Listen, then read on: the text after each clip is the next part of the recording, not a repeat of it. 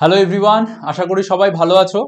তো আজকে আমাদের যে লেকচার সিরিজের টপিক সেটা হচ্ছে, দেখতেই পাচ্ছ এখানে, প্লান্ট কিংডম বা উদ্ভিদ রাজ্য। তো এর আগে আমরা যে জীবজগতের শ্রেণীবিন্যাস পড়েছিলাম, প্রথমে আমরা কি পড়েছিলাম? ব্যাকটেরিয়াদের সম্বন্ধে। তারপরে আমরা পড়েছিলাম ফাঞ্জাই, তার সঙ্গে প্রোটিস্টা, এগুলো সম্পর্কে। আর আজকে আমাদের লাস্ট লেকচার এই সিরিজের, সেটা হচ্ছে প্লান্ট কিংডম বা গাছপালা নিয়ে আমরা পড়বো। তো চলো আমরা ডাইরেক্ট টপিকে যাই। এই তোমরা চিরাচরিত সেই স্লাইড সবসময় দেখতে পাচ্ছ, প্রতিটা লেকচারের শুরুই আমি এটা দিয়ে করি, কারণ এটা দিয়ে পরিষ্কার বোঝা যায় যে আমরা কি পড়তে চলেছি। তো আমরা যখন ফার্স্ট দিন স্টার্ট করেছিলাম, তখন আমরা প্রোক্যারিওটস বা মনেরা দিয়ে স্টার্ট করেছিলাম। প্রোক্যারিওটস বা মনেরাতে আমরা ইউ ব্যাকটেরিয়া আর আর্কি ব্যাকটেরিয়া পড়েছিলাম। তারপরের যে লেকচার, সেখানে আমরা পড়েছিলাম ইউনিসেলুলার বা এককোষী প্রোটিস্টাদের সম্পর্কে। তারপরে আমরা পড়েছিলাম মাল্টিসেলুলার বা বহুকোষী জীবদের সম্পর্কে। বহুকোষী জীবদের মধ্যে আমরা এখানে ছত্রাক সম্বন্ধে পড়েছিলাম। আর ইতিমধ্যেই তোমাদের যে এমসিকিউ সিরিজ আছে, সেখানে তোমরা অ্যানিমাল কিংডমের এমসিকিউ অলরেডি পড়ে নিয়েছো। তাহলে আমাদের এই যে পুরো স্লাইড, তার মধ্যে যে অংশটা বাকি আছে সেটা হচ্ছে এইটা, প্ল্যান্টি বা গাছপালা। গাছপালা কার মধ্যে আসছে? সেল ওয়াল যাদের প্রেজেন্ট আছে, যাদের কোষ প্রাচীর যুক্ত জীব, তাদের মধ্যে পড়ছে হচ্ছে প্ল্যান্টি বা গাছপালা। তো এই প্ল্যান্টি বা গাছপালা নিয়েই আমরা আজকে পড়বো, যারা কোষ প্রাচীর যুক্ত, যারা মাল্টি সেলুলার বা বহুকোষী, এবং যারা ইউক্যারিওটস। বোঝা গেল? তো আমরা স্টার্ট করি। আমাদের মডার্ন ক্লাসিফিকেশনে উদ্ভিদদের দুটো ভাগে ভাগ করা যায়। একটা দেখতে পাচ্ছ লেখা আছে ক্রিপ্টোগ্রাম, আর ডান সাইডে দেখতে পাচ্ছ লেখা আছে ফেনেরোগ্রাম। এবার এগুলোর বাংলাগুলো কি, ক্রিপ্টোগ্রাম মানে কি আর ফেনেরোগ্রাম মানে কি? তো চলো আমরা একটা একটা করে দেখি। প্রথমে আমরা দেখছি ক্রিপ্টোগ্রাম। ক্রিপ্টোগ্রাম মানে হচ্ছে অপুষ্পক উদ্ভিদ। তো আমি এখানে তোমাদের জন্য লিখে দিচ্ছি, ক্রিপ্টোগ্রাম মানে হচ্ছে কি? ক্রিপ্টোগ্রাম মানে হচ্ছে অপুষ্পক। আর ফেনেরোগ্রাম মানে কি? ফেনেরোগ্রাম মানে হচ্ছে সপুষ্পক, যাদের পুষ্প আছে বা যাদের ফুল আছে। তাহলে ফেনেরোগ্রাম মানে হচ্ছে কি? সপুষ্পক। এবার অপুষ্পক আর সপুষ্পক তো বুঝলাম, অপুষ্পক মানে ফুল নেই আর সপুষ্পক মানে ফুল আছে। এবার আমি যদি অপুষ্পক উদ্ভিদদের আরো শ্রেণীবিভাগ করি, তাহলে অপুষ্পকদের মেইনলি তিনটে ভাগে ভাগ করা যায়। প্রথমে আমরা যে অপুষ্পক উদ্ভিদটা দেখব, সেটা হচ্ছে শৈবাল।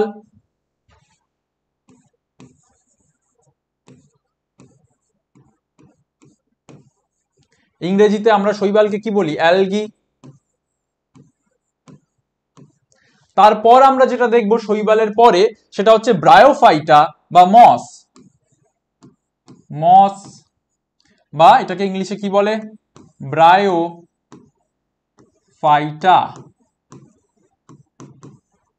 তারপর আমরা যেটা দেখব সেটা হচ্ছে ফার্ন। ফার্ন বা টেরিডোফাইটা। টেরিডোফাইটা।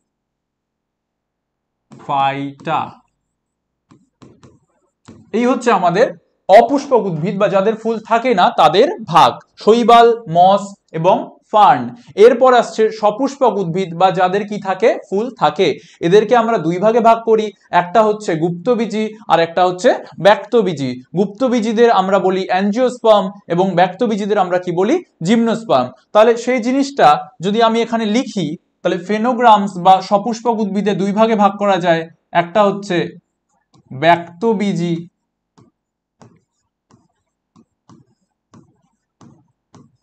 আরেকটা হচ্ছে গুপ্তবীজী।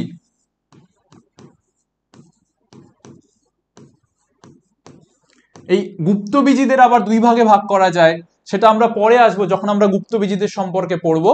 একটা হচ্ছে একবীজপত্রী আর একটা হচ্ছে দ্বিবীজপত্রী। গুপ্তবীজীদের দুই ভাগে ভাগ করা যায়, একবীজপত্রী আর দ্বিবীজপত্রী। তো সেই জিনিসগুলো আমরা পরে আসবো। আপাতত আমরা যে জিনিসটার উপরে ফোকাস করব সেটা হচ্ছে শৈবাল বা অ্যালগি। এটাই হচ্ছে আমাদের আজকের ফার্স্ট টপিক। তো চলো দেখে নেওয়া যাক অ্যালগিদের ক্যারেক্টারিস্টিক্স, ক্লাসিফিকেশন সবকিছু সম্পর্কে। তো এখানে খুব সুন্দর রং বেরঙের তোমরা অ্যালগি দেখতে পাচ্ছ বা শৈবালদের তোমরা এখানে দেখতে পাচ্ছ। অ্যালগি মানে হচ্ছে কি? শৈবাল। দেখো, আমরা সব সময় জেনারেল ক্যারেক্টারিস্টিক্স দিয়ে স্টার্ট করি, যে কি দেখে আমরা চিনবো যে এটা একটা শৈবাল, বা আমাদের হাতে যদি শৈবাল চলে আসে তাহলে আমরা লোককে বর্ণনা দেওয়ার সময় কি কি বলবো, কি কি জেনারেল ক্যারেক্টারিস্টিক্স আমরা দেখতে পাবো শৈবালের। তো প্রথমেই আমরা যেটা দেখবো সেটা হচ্ছে এরা কোথায় থাকে। তো এদের যে বাসস্থান সেটা দিয়ে আমাদের ফার্স্ট পয়েন্ট শুরু হবে। এদের যে বাসস্থান সেটা হচ্ছে কি, এরা জলজ জীব, এরা হচ্ছে জলে থাকে, এরা হচ্ছে জলজ জীব। ওকে, সেকেন্ড যে পয়েন্টটা আমরা দেখব সেটা হচ্ছে এদের কোষ প্রাচীর কি দ্বারা গঠিত।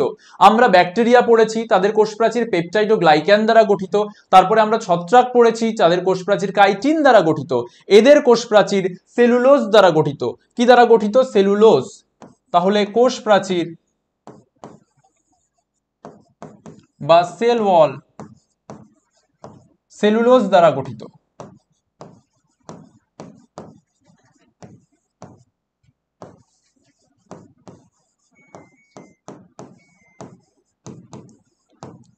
সেলুলোজ দ্বারা গঠিত।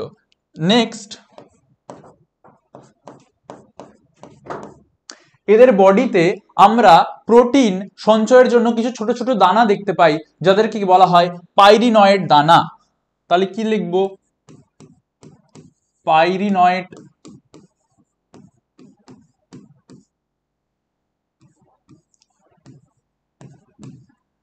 পাইরিনয়েড হয়ে গিয়েছে।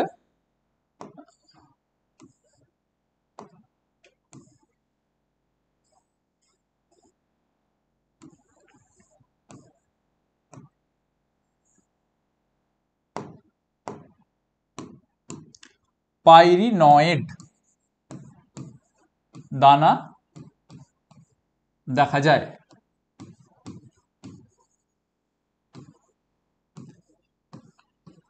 তার সঙ্গে এরা হচ্ছে শৈবাল, এরা সালোক সংশ্লেষ করতে পারে, তাই জন্যে এদের কি দেখা যাবে? এদের দেখা যাবে ক্লোরোপ্লাস্টিড। কি দেখা যাবে এদের? ক্লোরোপ্লাস্টিড, কারণ এরা সালোক সংশ্লেষ করতে সক্ষম। তাহলে কি লিখবো? ক্লোরোপ্লাস্টিড বর্তমান। তাহলে এই হচ্ছে এদের বেসিক ক্যারেক্টারিস্টিক ফিচার, যা দেখে আমরা বুঝতে পারি যে আমরা অ্যালগি বা শৈবালের কথা বলছি। নেক্সট যে টপিকটায় আমরা আসব সেটা হচ্ছে যে অ্যালগিদের মধ্যে কিছু কিছু অ্যালগি এমন আছে যারা গাছ কিন্তু চলাফেরা করতে পারে, এবং এখান থেকেই তোমাদের পরীক্ষায় কোয়েশ্চেন হতে পারে যে এমন একটি উদ্ভিদের নাম বলো যা চলাফেরা করতে পারে। এখানে আমরা যে ছবিটা দেখছি সেটা হচ্ছে ভলভক্সের। তো তোমরা পড়ে থাকবে, ছোট ক্লাসেও ছিল, এই ক্লাসেও আছে, যে ক্লামাইডোমোনাস এবং ভলভক্স এরা এমন উদ্ভিদ যে এরা চলাফেরা করতে পারে। এখানে আমরা একটা সুন্দর ভলভক্সের ছবি দেখছি, এবং এই যে প্রত্যেকটা গোল তোমরা দেখছো এখানে, এই যে এই গোলগুলো দেখছো, এই প্রত্যেকটা গোল হচ্ছে এক একটা ভলভক্স, এবং অনেকগুলো ভলভক্স একটা ছোট্ট গোল জায়গার মধ্যে এসে কি তৈরি করেছে দেখো, একটা কলোনি তৈরি করেছে। সবাই চারিদিক থেকে এসে কি তৈরি করেছে? একটা কলোনি তৈরি করেছে। এবং এই ভলভক্স গুলোর মাথার উপরে দেখো এই যে এরকম করে দুটো ফ্ল্যাজেলা দেখতে পাচ্ছি, এরকম করে ফ্ল্যাজেলা দেখতে পাচ্ছি। এই প্রত্যেকটা ভলভক্স এখানে বড় করে দেখানো হয়েছে, যে আমরা যদি এখান থেকে একটা ভলভক্সকে তুলে আনি তাহলে এরকম দেখতে পাবো। এই যে পরিষ্কার আমরা দুটো ফ্ল্যাজেলা দেখতে পাচ্ছি, যার সাহায্যে ভলভক্স কি করবে? এদিক ওদিকে চলাফেরা করবে। তাহলে এখানে আমরা লিখবো যে ভলভক্স হচ্ছে এমন একটা উদ্ভিদ যা ভলভক্স কি করতে পারে? উদ্ভিদ হবার সত্ত্বেও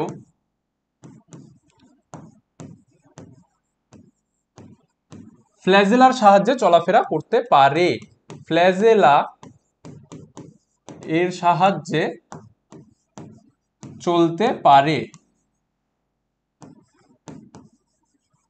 এটা একটা।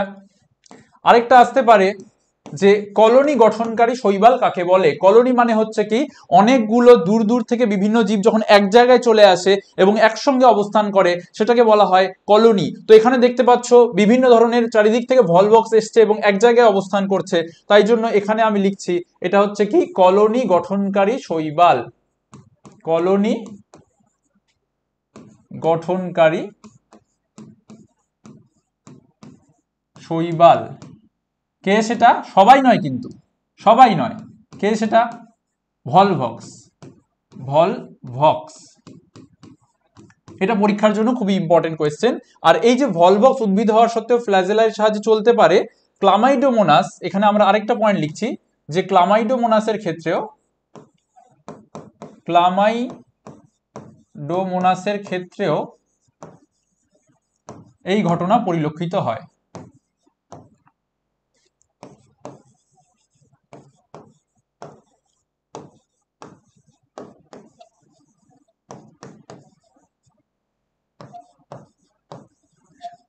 হলো, তাহলে দুটো এমসিকিউ পেয়ে গেলে, একটা হচ্ছে কলোনি ফর্মিং অ্যালগি আর একটা হচ্ছে কারা কারা চলতে পারে। নেক্সট, এদেরকে বলা হয় রোলিং অ্যালগি, এরা রোল করে করে চলে যেতে পারে এক জায়গা থেকে আরেক জায়গায়। তাহলে ভলভক্সের আরেকটা নাম কি? ভলভক্সের আরেকটা নাম কি? Rolling, rolling algae. আমি নিচে লিখে দিচ্ছি, এখানে হয়তো তোমরা দেখতে পাচ্ছ না।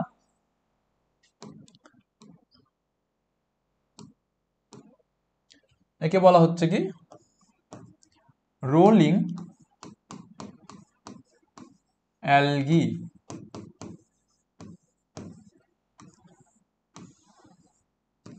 তাহলে এই এমসিকিউ গুলো তোমরা পড়বে ক্লামাইডোমোনাস ভলভক্স সম্বন্ধে। আমরা নেক্সট টপিকে যাই।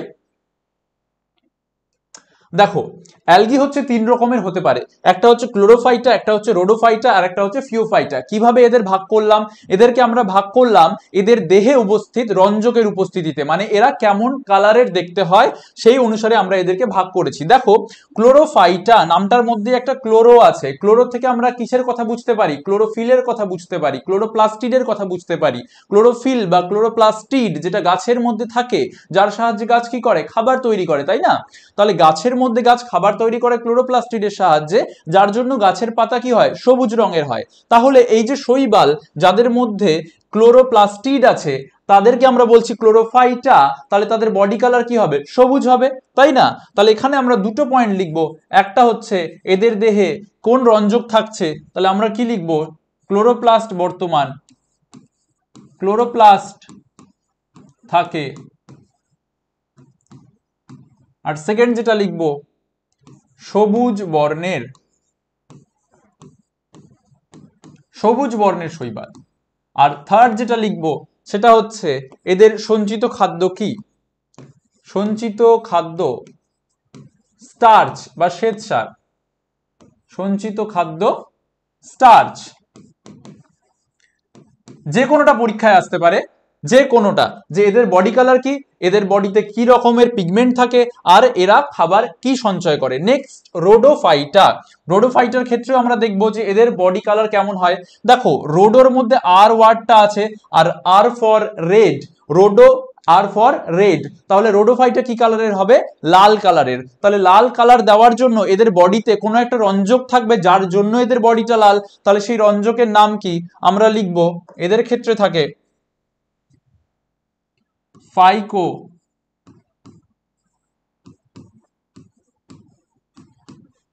এরিথ্রিন, ফাইকো এরিথ্রিন, এটা হচ্ছে এদের রঞ্জক, ফাইকো এরিথ্রিন রঞ্জক। তারপর এদের বডি কালার কি হয়? লাল, লাল বর্ণ। আর এদের সঞ্চিত খাদ্য কি? এদেরও সঞ্চিত খাদ্য স্টার্চ বা শ্বেতসার, কিন্তু সেটা নর্মাল শ্বেতসার নয়, সেটা হচ্ছে ফ্লোরিডিয়ান, ফ্লোরিডিয়ান স্টার্চ। এটা স্টার্চের থেকে একটু আলাদা, নর্মাল স্টার্চের থেকে একটু আলাদা, ফ্লোরিডিয়ান স্টার্চ। তাহলে আমরা এর ক্ষেত্রেও দেখলাম লাস্টে আমাদের বাকি থাকলো কি? ফিওফাইটা। ফিওফাইটা, ফিওফাইটার যে বডি কালার সেটা হচ্ছে ব্রাউন কালারের হয়। স্যার কিভাবে মনে রাখবো? ফিওফাইটা মনে রাখার দরকার নেই, বাকি দুটো মনে রাখো, যেটা বাকি থাকবে সেটাই হচ্ছে ফিওফাইটার বডি কালার। যদি পরীক্ষায় আসে ব্রাউন কালার কার হয়, তাহলে তোমরা ক্লোরোফাইটা আর রোডোফাইটা এই দুটো মনে রাখলেই বাকিটা বলে দেবে হচ্ছে ফিওফাইটার। ওকে, তাহলে ফিওফাইটার যদি আমরা বডি কালার দেখি, তাহলে এটা আমরা কি বললাম? ব্রাউন। এটা হচ্ছে ব্রাউন বা বাদামি বর্ণের, বা আমরা লিখতে পারি ব্রাউন। ওকে, নেক্সট ব্রাউন তো বডি কালার। এবার কোন পিগমেন্ট থাকার জন্য এদের ব্রাউন কালারটা হয়? পিগমেন্টটার নাম হচ্ছে ফিউকোজ্যান্থিন। ফিউকোজ্যান্থিন ফিউকোজ্যান্থিন রঞ্জক। আর সঞ্চিত খাবার কি? সঞ্চিত খাবার হচ্ছে ম্যানিটল। কি? ম্যানিটল। ম্যানিটল। তাহলে কি কি দেখলাম? একটা দেখলাম রেড কালারের, একটা দেখলাম গ্রিন কালারের, আর একটা দেখলাম ব্রাউন কালারের। এখানে যে তিনটা পয়েন্ট লিখেছি, তিনটে ভাগের মধ্যে প্রত্যেকটা ইম্পর্টেন্ট, তো সহজেই আমরা মনে রাখতে পারবো। R for red. R for red. Red মানে কি? দেখো এর যে রঞ্জকটা, সেখানে দেখো এরিথ্রিন, একটা র আসছে, রোডোফাইটা, এরিথ্রিন, রেড কালার, এভাবে করে তোমরা মনে রাখবে। ক্লোরোফাইটা গাছে থাকে, সবুজ কালার, তাহলে কি থাকবে আমাদের? ক্লোরোপ্লাস। আর বাদ বাকি যা কিছু সেটা ফিওফাইটার। ঠিক আছে, ফিওফাইটা, এভাবে করে তোমরা এই জিনিসগুলো মনে রাখবে। তো চলো আমরা তাহলে অ্যালগির ক্লাসিফিকেশন পড়লাম, অ্যালগির আমরা বিভিন্ন ধরনের বৈশিষ্ট্য পড়লাম। এরপরে আমরা পড়বো হচ্ছে রিপ্রোডাকশন বা অ্যালগি কিভাবে জনন করে। জনন ডিটেলসে পড়ার কিচ্ছু দরকার নেই, আমরা শুধু এখানে নামগুলো লিখবো যে কোন কোন পদ্ধতির সাহায্যে অ্যালগি জনন করে। তাহলে অ্যালগি যেগুলো পদ্ধতিতে জনন করে তার মধ্যে একটা হচ্ছে আইসোগ্যামি, একটা হচ্ছে অ্যানাইসোগ্যামি,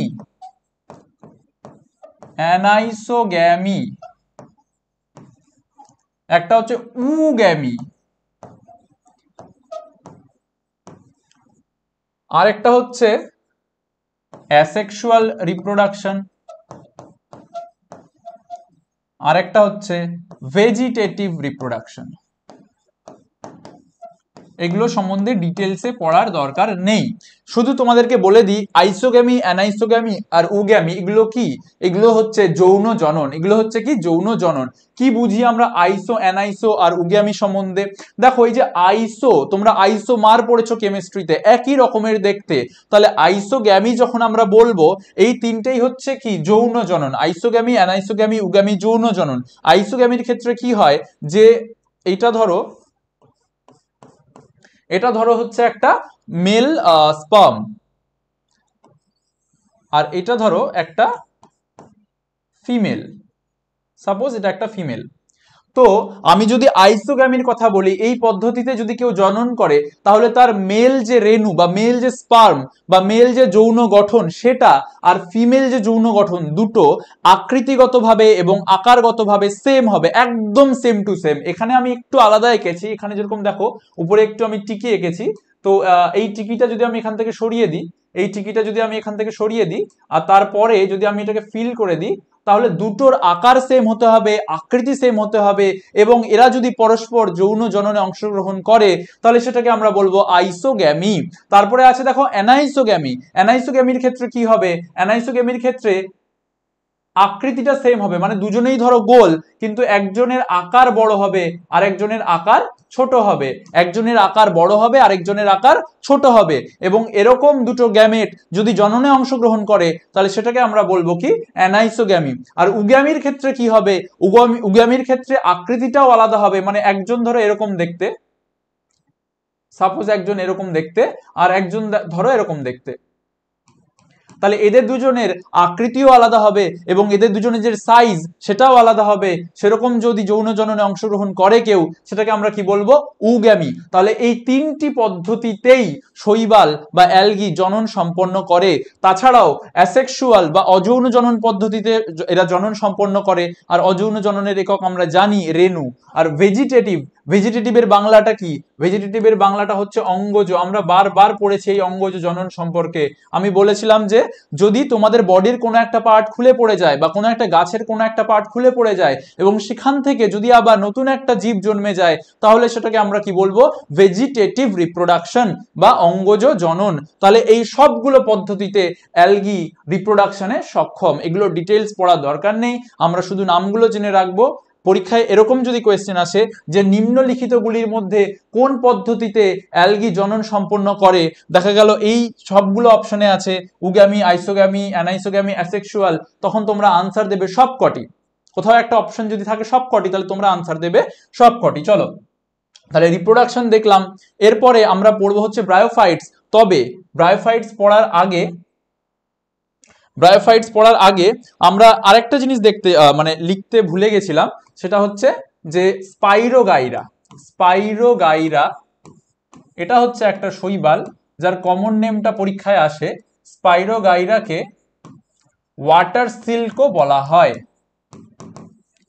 ওয়াটার সিল্ক বলা হয়। ডাইরেক্ট কোয়েশ্চেন আসতে পারে যে রোলিং অ্যালগি কাকে বলা হয়, আমরা বলবো ভলভক্স। স্পাইরোগাইরাকে বলা হয় কি, ওয়াটার সিল্ক। আর তার সঙ্গে আরো একটা কোয়েশ্চেন আসতে পারে, আমরা যে ব্যাকটেরিয়ার গ্রোথ মিডিয়াম তৈরি করি, বাজার থেকে আমরা ব্যাকটেরিয়া মানে বাজার থেকে তো নয়, আমরা ল্যাবে পাই ব্যাকটেরিয়া। এবার ব্যাকটেরিয়াগুলোকে বৃদ্ধি করতে হবে, তার জন্য ব্যাকটেরিয়াকে খাবার দিতে হবে।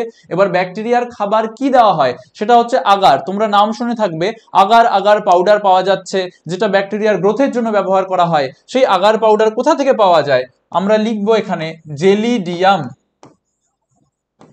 জেলিডিয়াম থেকে কি পাওয়া যায়, জেলিডিয়াম থেকে অ্যাগার পাওয়া যায় বা অ্যাগার পাউডার পাওয়া যায়, যেটা কি করে, অ্যাগার পাউডার ব্যাকটেরিয়ার বৃদ্ধিতে সাহায্য করে। তাহলে লিখবো যা ব্যাকটেরিয়ার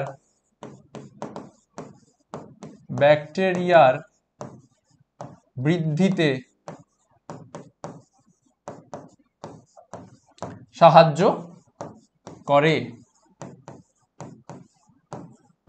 আরেকটা খুব ইম্পর্টেন্ট অ্যালগি হচ্ছে ক্লোরেল্লা। মহাকাশচারীরা যখন মহাকাশে যায়, ওদের তো বেশি খাবার কিছু থাকে না, তখন ওরা ক্লোরেল্লা নিয়ে যায়। ক্লোরেল্লা মহাকাশযানে ব্যবহার করা হয়। কেন ব্যবহার করা হয়, সেই ক্লোরেল্লাটাকে ইউজ করে ওরা দীর্ঘদিন বেঁচে থাকতে পারে। তাহলে কি লিখবো, ক্লোরেল্লা, একটু স্পেলিং মিস্টেক হয়েছে,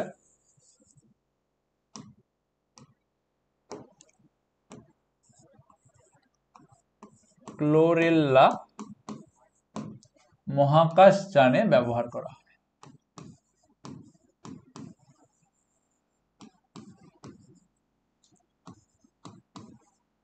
তাহলে এগুলো আমরা কি পড়লাম, ইউসেজ পড়লাম, আর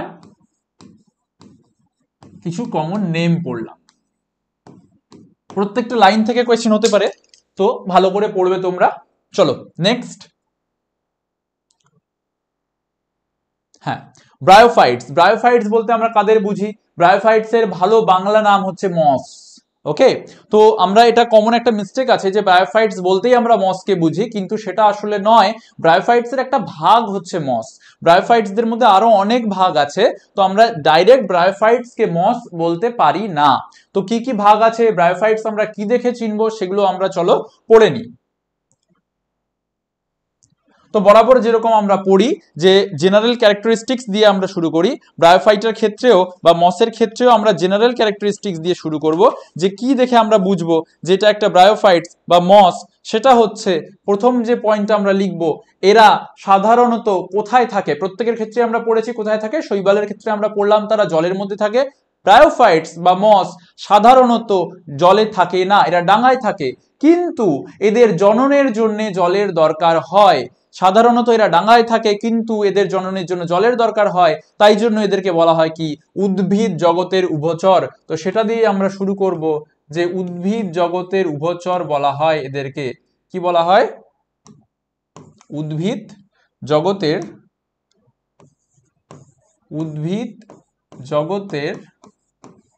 উভচর।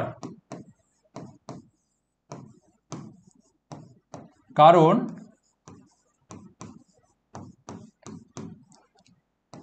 এরা কি স্থলে থাকে,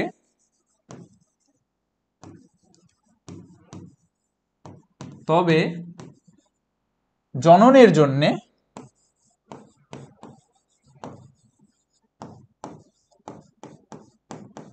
জলের দরকার হয়। তাই জন্য এদের বলা হয় উদ্ভিদ জগতের উভচর। নেক্সট যে টপিকটা আমরা দেখব সেটা হচ্ছে এই যে জলটা এদেরকে লাগছে জননের জন্য, সেটা কার সাহায্যে এরা আনছে। তো লিখব এদের দেহে জল পরিবহনকারী অঙ্গ কলুমেলা বর্তমান। এদের দেহে জল পরিবহনকারী অঙ্গ, আমরা দেখব পরে, জল পরিবহনকারী অঙ্গ কলুমেলা বর্তমান। কলুমেলার সাহায্যে এরা কি করছে, জলটাকে বাইরে থেকে টেনে আনছে। তারপরে আমরা দেখব যে এদের যে মূল, মানে এদেরকে যদি আমরা দেখি ব্রায়োফাইটসদের মূলটা আছে কিনা, তো দেখতে পাবো নেই। এদের আগে শৈবালদের কিছুই ছিল না, এদেরও নেই। তবে এদের মূলের পরিবর্তে ছোট ছোট ছোট ছোট ঝুড়ির মতো রাইজয়েড আছে। আমরা পরের স্লাইডে দেখবো যে রাইজয়েড কেমন দেখতে। আপাতত আমরা লিখছি যে এদের কি থাকে, মূলের পরিবর্তে রাইজয়েড থাকে, মানে মূল আসার চেষ্টা করছে, এখনো হয়নি তবে আসার চেষ্টা করছে। মূলের পরিবর্তে কি থাকে, রাইজয়েড। মূলের পরিবর্তে রাইজয়েড থাকে। তাহলে এগুলো হচ্ছে এদের বেসিক ক্যারেক্টারিস্টিক্স। মানে এরা কি করছে, জল থেকে ডাঙায় উঠে আসার চেষ্টা করছে, তাই জন্য এদের মূলের দরকার এবং মূলটা ডেভেলপ করার ওরা চেষ্টা করছে, তবে মূল ডেভেলপ করতে পারেনি। তার জায়গায় ওরা ছোট ছোট সুতোর মতো জিনিস ডেভেলপ করেছে, যেগুলোকে আমরা কি বলছি, রাইজয়েড। আর এদের যদি আমরা জনন দেখি, এদের জননের ক্ষেত্রে এর আগে আমরা কি দেখছিলাম শৈবালের ক্ষেত্রে, যে আইসোগ্যামি, অ্যানাইসোগ্যামি, উগ্যামি সবই দেখা যাচ্ছিল, কিন্তু এদের ক্ষেত্রে শুধু উগ্যামাস টাইপের জনন দেখা যায়। তাহলে আমরা সেটাও লিখছি যে জনন পদ্ধতি উগ্যামাস প্রকৃতির বা উগ্যামাস প্রকৃতির। উগ্যামাস আমি কি বলেছিলাম, যে আকার এবং আকৃতি দুটোই আলাদা হবে। তাহলে উগ্যামাস প্রকৃতির জনন দেখা যায়, গ্যামেটের আকার এবং আকৃতি দুটোই আলাদা হবে, সেটাকে কি বলবো আমরা, উগ্যামাস প্রকৃতির জনন।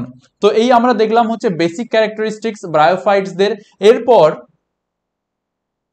এরপর আমরা দেখবো যে ব্রায়োফাইটস, যেটা আমি বললাম একটু আগে, যে একটা খুব কমন মিস্টেক হয় আমাদের মধ্যে, যে ব্রায়োফাইটটা সরাসরি আমরা মসদেরকে বলে থাকি, কিন্তু ব্রায়োফাইটস মানে শুধু মস নয়, তার মধ্যে লিভার ওয়ার্ডসও আছে। এই লিভার ওয়ার্ডস কাদের বলে, যাদের লিভারের মতো বডির যে স্ট্রাকচারটা সেটা লিভারের মতো দেখতে হয়, তাদেরকে বলি আমরা লিভার ওয়ার্ডস। তো লিভার ওয়ার্ডস সম্বন্ধে আমরা কি পড়বো, আমরা এক্সাম্পল পড়বো যে কাদের আমরা লিভার ওয়ার্ডস বলে থাকি। তো সাধারণত টেক্সট বইতে আমরা দুটো জিনিসকে লিভার ওয়ার্ডস বলে উল্লেখ করি, একটা হচ্ছে রিক্সিয়া, আর একটা হচ্ছে মার্কেনশিয়া।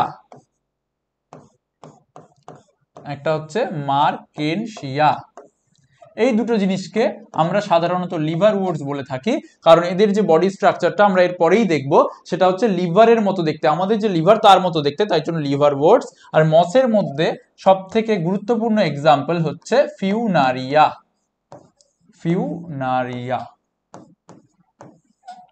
আমরা এই দুজনেরই লাইফ সাইকেল দেখব এবং এদের লিভার ওয়ার্ডস এর মধ্যে কি কি পার্টস আছে বডির সেটাও দেখব। তো চলো দেখে নিই। এই দেখো ব্রায়োফাইটস বা মসের মধ্যে দেখো এখানে ফিউনারিয়া বা এখানে মসের জীবন চক্র দেখানো হচ্ছে, মস। এবার মসের জীবন চক্রের একটা খুব গুরুত্বপূর্ণ বিষয় হচ্ছে এদের দেখা যায় অল্টারনেশন অফ জেনারেশন বা যৌনুক্রম। তো সেটা আমি আগের স্লাইডে উল্লেখ করিনি, আমি লিখে দিচ্ছি এখানে আমি লিখে দিচ্ছি জায়গা। আচ্ছা আমি এখানে লিখছি, এটা হচ্ছে আমাদের আরেকটা পয়েন্ট, যে যৌনুক্রম দেখা যায়।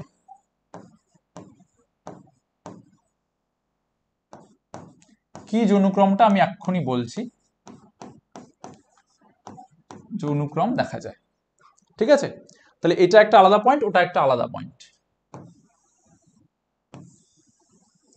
তো চলো যৌনুক্রম যেটা আমি বলছিলাম, এই দেখো এটা হচ্ছে আমরা একটা লাইফ সাইকেল দেখতে পাচ্ছি কার, ফিউনারিয়া বা মসের। তো ফিউনারিয়া বা মসের জীবন চক্রটা আমি কোথা থেকে শুরু করব, দেখো এই যে এখান থেকে আমরা শুরু করব। স্পোরোফাইট, এখানে যে লেখাটা আছে সেই লেখাটার নাম হচ্ছে স্পোরোফাইট।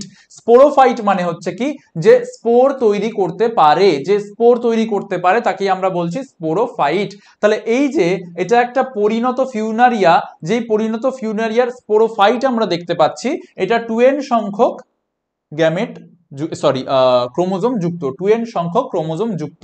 এবং এই স্পোরোফাইট কি তৈরি করতে পারে? স্পোর তৈরি করতে পারে। সেই স্পোর তৈরি করার জন্য দেখো এদের একটা সিটা বলে স্ট্রাকচার দেখা যাচ্ছে, সিটার নিচে একটা ক্যাপসুল বলে স্ট্রাকচার দেখা যাচ্ছে, আর ক্যাপসুলের নিচে এই যে এই লম্বা পার্টটা, এটাকে আমরা কি বলছি? ফুট বা পা। তাহলে একটা পরিণত যদি আমি ফিউনারিয়ার কথা বলি, তাহলে তার ক্ষেত্রে কি কি দেখা যায়? তার মাথার মধ্যে সিটা দেখা যায়, তার নিচে আমরা দেখতে পাচ্ছি ক্যাপসুল, আর ক্যাপসুলের নিচে এই লম্বাটা দেখতে পাচ্ছি আমরা কি, এটাকে আমরা বলছি ফুট। আর ফুটের ঠিক নিচে তোমরা যদি এইখানে দেখো, এইখানে দেখো, তাহলে দেখো ছোট ছোট ঝুরি ঝুরি ঝুরি ঝুরি কিছু স্ট্রাকচার দেখা যাচ্ছে। আমরা একটু আগে বলছিলাম যে এদের মূল থাকে না, মূলের পরিবর্তে কিছু ছোট ছোট ঝুরির মতো স্ট্রাকচার থাকে, যাকে আমরা কি বলছিলাম? রাইজয়েড। তাহলে এই যে এইখানে যে স্ট্রাকচারটা দেখছো, এটাই হচ্ছে কি? রাইজয়েড। আমি এখানে লিখে দিচ্ছি, এটা হচ্ছে কি? রাইজয়েড। ঠিক আছে, রাইজয়েড। তাহলে এরপরে দেখো যে এই যে 2n সংখ্যক ক্রোমোজোম যুক্ত যে স্পোরোফাইটটা আছে, এ কি করলো? এর মাথার মধ্যে যে সিটা ছিল, সেই সিটার মধ্যে দেখো কি আছে? স্পোরাঞ্জিয়াম। স্পোরাঞ্জিয়াম, স্পোরাঞ্জিয়াম মানে হচ্ছে রেণুস্থলী। তার মানে যে পরিণত উদ্ভিদটা ছিল ফিউনারিয়া, তার মাথার মধ্যে ও থলি রেখেছে, যে থলির মধ্যে ও রেণু ভরে রেখেছে। তাহলে এই দেখো স্পোরাঞ্জিয়াম বা রেণু, সেই রেণু থেকে দেখো স্পোর তৈরি হয়েছে বা রেণু তৈরি হয়েছে। কি ধরনের রেণু? দু ধরনের রেণু তৈরি হয়েছে। একটা হচ্ছে রেণু মেল গ্যামিটোফাইট তৈরি করেছে, আরেক ধরনের রেণু বড় হয়ে ফিমেল গ্যামিটোফাইট তৈরি করেছে। তার মানে 2n সংখ্যক ক্রোমোজোম যুক্ত উদ্ভিদটা ছিল, যেটাকে আমরা কি বলছিলাম? স্পোরোফাইট। স্পোরোফাইট থেকে স্পোর তৈরি হলো বা রেণু তৈরি হলো। সেই রেণুটা বড় হয়ে কি তৈরি করলো? সুতোর মতো প্রোটোনিমা তৈরি করলো। সুতোর মতো প্রোটোনিমাগুলো আরো বড় হয়ে একটা মেল গ্যামিটোফাইট তৈরি করলো, একটা ফিমেল গ্যামিটোফাইট তৈরি করলো। মেল গ্যামিটোফাইটের মধ্যে n সংখ্যক ক্রোমোজোম আছে, ফিমেল গ্যামিটোফাইটের মধ্যেও n সংখ্যক ক্রোমোজোম আছে। মিওসিস হয়েছে, মিওসিসের থ্রু দিয়ে কি হয়েছে? ক্রোমোজোম নাম্বারটা কমে গেছে। তাহলে মিওসিস যখন হয় সেটাকে আমরা কি বলি? অযৌন জনন বলি। মিওসিস যখন হয় সেটাকে আমরা কি বলি? মিওসিস পদ্ধতিতে যখন রেণু তৈরি হয় এবং রেণুগুলো বড় হয়ে যখন একটা গাছ তৈরি করে, সেটাকে আমরা কি বলি? অযৌন জনন। এরপরে দেখো এই যে মেল আর ফিমেল গ্যামিটোফাইট তৈরি হলো, সেই মেল আর ফিমেল গ্যামিটোফাইট পরবর্তীকালে কি হয়েছে? দেখো একসাথে যুক্ত হয়েছে। যুক্ত হয়ে এই যে আমি বলছিলাম যে জলের দরকার হয়, জলের দরকার হয় কার? মসের। কেন? যৌন জননের জন্য। এই যে দেখো মেল গ্যামিটোফাইটটা, সেই মেল গ্যামিটোফাইটটা থেকে যে স্পার্ম গুলো ছিল, সেই স্পার্ম গুলো জলের সাহায্যে কার কাছে চলে গিয়েছে? দেখো এই যে ফিমেল গ্যামিটোফাইটটা ছিল, ফিমেল গ্যামিটোফাইটের মধ্যে জলের সাহায্যে এই যে মেল গ্যামিটোফাইট, তার মধ্যে যে মেল স্পার্ম গুলো ছিল, যে রেণুগুলো ছিল, সেগুলো ফিমেলের কাছে জল দিয়ে চলে গিয়েছে এবং ফার্টিলাইজেশন হয়ে গিয়েছে। আর আমরা জানি যে n প্লাস n, একটা মেল আর একটা ফিমেল দুজনে যখন যুক্ত হয় তখন 2n সংখ্যক ক্রোমোজোম যুক্ত একটা উদ্ভিদ তৈরি হয়। তাই জন্য 2n সংখ্যক উদ্ভিদ আবার তৈরি হয়েছে, যেটাকে আমরা কি বলছি? স্পোরোফাইট। তাহলে এই যে জীবনচক্র, এই জীবনচক্রে আমরা দুটো জিনিস দেখতে পেলাম, একটা হচ্ছে স্পোরোফাইট আর একটা হচ্ছে গ্যামিটোফাইট। স্পোরোফাইট কেমন? 2n সংখ্যক ক্রোমোজোম যুক্ত। গ্যামিটোফাইট কেমন? n সংখ্যক ক্রোমোজোম যুক্ত। তাই এই যে বারবার একটা n সংখ্যক ক্রোমোজোম যুক্ত আর একটা 2n সংখ্যক ক্রোমোজোম যুক্ত উদ্ভিদ তৈরি হচ্ছে, এটাকেই আমরা বলে দিচ্ছি অল্টারনেশন অফ জেনারেশন বা যৌনুক্রম। কি বলছি? অল্টারনেশন অফ জেনারেশন বা যৌনুক্রম। ঠিক আছে, তো আশা করি তোমরা সবাই বুঝতে পেরেছো যে গ্যামিটোফাইট আর স্পোরোফাইটের মধ্যে তফাৎটা কি। স্পোরোফাইট মানে হচ্ছে ফুল প্লান্ট, ফুল প্লান্ট যার মধ্যে নিচের দিকে রাইজয়েড থাকবে, ফুট থাকবে, আর ওপরের দিকে এই যে ওপরের মাথার মধ্যে কি থাকবে? স্পোর থাকবে। আর গ্যামিটোফাইট মানে কি? গ্যামিটোফাইট মানে এত কিছু থাকবে না। গ্যামিটোফাইটটা হচ্ছে প্রোটোনিমা বা সুতোর মতো জিনিসগুলো বড় হবে, বড় হয়ে জাস্ট মেল আর ফিমেল কি তৈরি করবে? স্পার্ম তৈরি করবে আর ফিমেল ওভাম তৈরি করবে। এটাই হচ্ছে গ্যামিটোফাইট আর স্পোরোফাইটের মধ্যে তফাৎ। স্পোরোফাইট হচ্ছে বড় 2n সংখ্যক ক্রোমোজোম যুক্ত, গ্যামিটোফাইট হচ্ছে একটু ছোট n সংখ্যক ক্রোমোজোম যুক্ত। ঠিক আছে, তাহলে এটা আমরা কার জীবন চক্র দেখলাম? মসের জীবন চক্র দেখলাম। এটা আমরা দেখছিলাম যে সুতোর মতো গঠন তৈরি করছিল, যেগুলোকে বলা হচ্ছিল প্রোটোনিমা, আর সেই প্রোটোনিমা গুলো বড় হয়ে কি তৈরি করছিল? গ্যামিটোফাইট। কিন্তু এখানে দেখো অন্য কিছুই একটা স্ট্রাকচার তৈরি হয়েছে। এই দেখো একটা লিভারের মতো স্ট্রাকচার তৈরি হয়েছে, আমাদের লিভারটা যেরকম দেখতে ওরকম একটা গঠন তৈরি হয়েছে। তো এই জিনিসগুলোর জন্যই এদেরকে বলা হচ্ছে লিভার ওটস। এই যে লিভারের মতো একটা গঠন তৈরি হচ্ছে সেটার জন্য এটাকে বলা হচ্ছে লিভার ওটস। এই গঠনটার নাম কি? বলছে যে এই গঠনটার নাম হচ্ছে থ্যালাস। থ্যালাস বডি মানে দেখে কিছুই বোঝা যাচ্ছে না, দেখে মনে হচ্ছে বুঝি একটা চ্যাপ্টা পাতার মতো পড়ে আছে, না কোনো এদের মূল দেখা যাচ্ছে, না কোনো কাণ্ড দেখা যাচ্ছে, কিচ্ছু বোঝা যাচ্ছে না, পাতার মতো জাস্ট পড়ে আছে। তাহলে এই পাতার মতো যে পড়ে আছে জিনিসটা, এটাকে বলা হচ্ছে কি? থ্যালাস। এই থ্যালাসের মধ্যে দেখো যেটা গেমা কাপ বলে একটা স্ট্রাকচার আছে, গেমা কাপ বলে একটা স্ট্রাকচার আছে।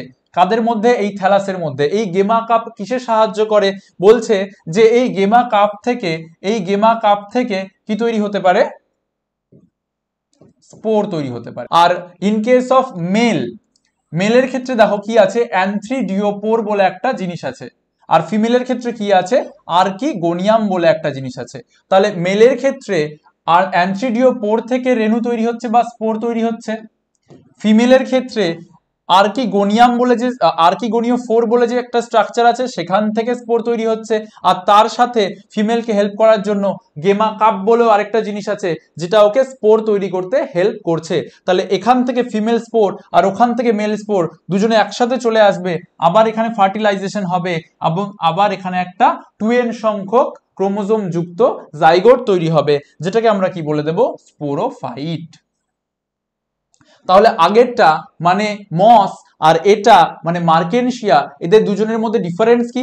এদের দুজনের মধ্যে মেইন ডিফারেন্স হচ্ছে এদের যে গ্যামিটোফাইটিক বডি যেখান থেকে গ্যামেট তৈরি হবে সেটা আলাদা। এটাই হচ্ছে মার্কেনশিয়া বা লিভার ওটস আর হচ্ছে মস বা ফিউনেরিয়ার মধ্যে ডিফারেন্স। ওকে, তো আমরা নেক্সট টপিকে যাই। দেখো এখানে আমরা ক্লিয়ারলি ডিফারেন্সটা বুঝতে পারবো যদি আমরা স্ট্রাকচারটা দেখি লিভার ওটস এর। এক্ষুনি তোমাদের বলছিলাম এটা হচ্ছে লিভার ওটস এর স্ট্রাকচার। তো লিভার ওটস এর বডিটা কিরকম? পাতার মতো বা আমাদের লিভারের মতো, যার কি হচ্ছে নাম? থ্যালাস। যার নাম হচ্ছে, এখানে তোমরা দেখতে পাচ্ছ না হয়তো, থ্যালাস। কিন্তু ডান দিকে দেখো এটা হচ্ছে মসের খুব সুন্দর একটা নিচের দিকে আমরা ফুড দেখতে পাচ্ছি, তার উপরের দিকে এখানে আমরা স্পোর দেখতে পাচ্ছি, এই যে এখানে আমরা স্পোর দেখতে পাচ্ছি। তো একদম ক্লিয়ারলি বোঝা যাচ্ছে যে কোনটা পা কোনটা মাথা কোথায় স্পোর আছে, কিন্তু এখানে কিছুই বোঝা যাচ্ছে না।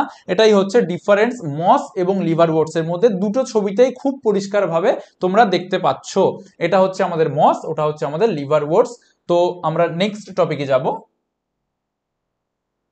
নেক্সট টপিক হচ্ছে আমাদের টেরিডোফাইটা। টেরিডোফাইটা বলতে আমরা সাধারণত ফার্নদের বুঝি। তো আমরা প্রথমে পড়লাম শৈবাল, তারপরে পড়লাম আমরা মস, এবার আমরা পড়বো হচ্ছে ফার্ন। তো ফার্ন সম্বন্ধে প্রথমে আমরা জেনারেল ক্যারেক্টারিস্টিক্স গুলো দেখে নিই, যে কি দেখে আমরা বুঝতে পারবো যে এটা হচ্ছে একটা ফার্ন, কি দেখে আমরা বুঝতে পারবো যে এটা হচ্ছে একটা ফার্ন। তো প্রথম যে টপিকটা আমরা লিখবো সেটা হচ্ছে যে ব্রায়োফাইটা বা মসদের কি ছিল না যেটা এদের ক্ষেত্রে চলে এসছে। ব্রায়োফাইটা বা মসদের কি ছিল না যেটা এদের ক্ষেত্রে চলে এসছে, সেটা হচ্ছে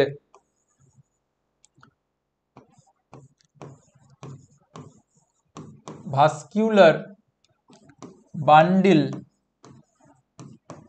পরিলক্ষিত,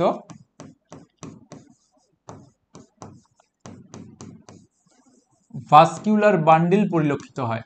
এবার এই ভাস্কিউলার বান্ডিল কথাটার অর্থ কি? ভাস্কিউলার বান্ডিল মানে হচ্ছে নালিকা বান্ডিল বা সংবহন কলা। ভাস্কিউলার বান্ডিল বলতে আমরা জাইলেম এবং ফ্লোয়েমকে বোঝাই, অর্থাৎ এদের শরীরে কি তৈরি হচ্ছে? সংবহন কলা তৈরি হচ্ছে, যেটা এর আগে ব্রায়োফাইটা বা মসদের ক্ষেত্রে আমরা দেখতে পাইনি। তাহলে আমি এখানে একটু ছোট করে তোমাদের সুবিধার জন্য এখানে আমি লিখে দিচ্ছি জাইলেম প্লাস ফ্লোয়েম, এটা হচ্ছে এদের প্রথম পরিলক্ষিত হয়, কিন্তু এর আগে যারা ছিল তাদের ক্ষেত্রে দেখা যাচ্ছিল না। সেকেন্ড হচ্ছে এদেরও যৌনুক্রম দেখা যায়, এদেরও alternation of generation, alternation of generation বা যৌনুক্রম, যেটা আমি বলছিলাম gametophyte R sporophyte, alternation of generation বা যৌনুক্রম দেখা যায়।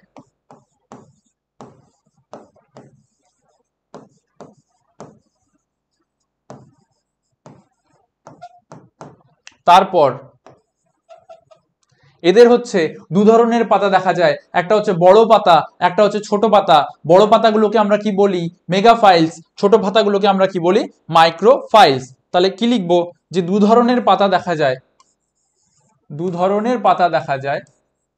এটা খুব ইম্পর্টেন্ট পরীক্ষার জন্য, এনসিইআরটি লাইন।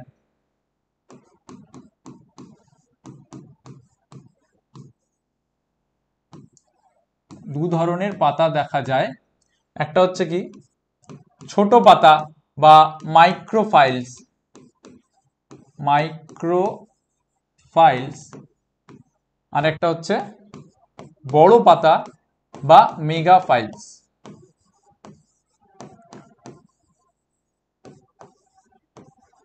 ঠিক আছে, তাহলে দু ধরনের পাতা এখানে দেখা যায়।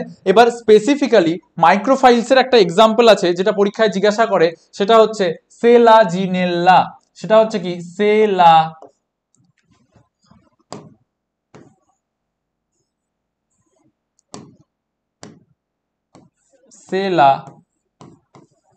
সেলাজিনেল্লা।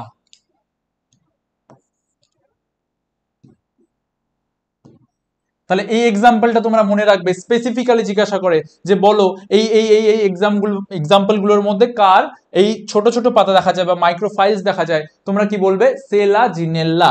তো এগুলো আমরা বেসিক ক্যারেক্টারিস্টিক ফিচার দেখলাম, এর সাথে সাথে আরো ক্যারেক্টারিস্টিক ফিচার আছে। এইবার ডান দিকে যে তোমরা ছবিটা দেখছো, আমরা সেটা নিয়ে বলবো, আমরা পাতার কথা বলবো।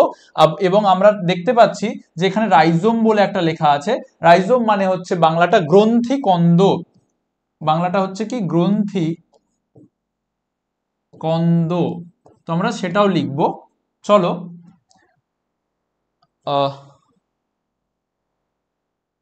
এখানে আরেকটা ছবি থাকার কথা।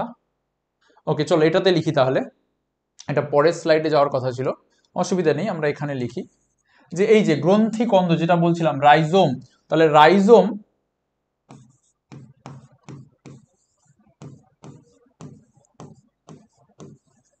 বা